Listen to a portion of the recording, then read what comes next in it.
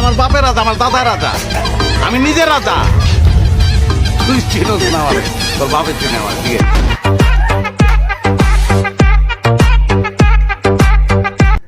গোছাচ্ছ কেন? আমি বাড়ি চলে যাব। কেন, কি হয়েছে? সেটা জামাইকে জিজ্ঞাসা করে দেখ। এই কি হয়েছে গো? আরে তোমার মা বাথরুমে স্নান করছিল, আমি মনে করেছি তুমি, daraja ভেঙে ভেতরে ঢুকে গেছিলাম। তারপরে তো অজ্ঞান।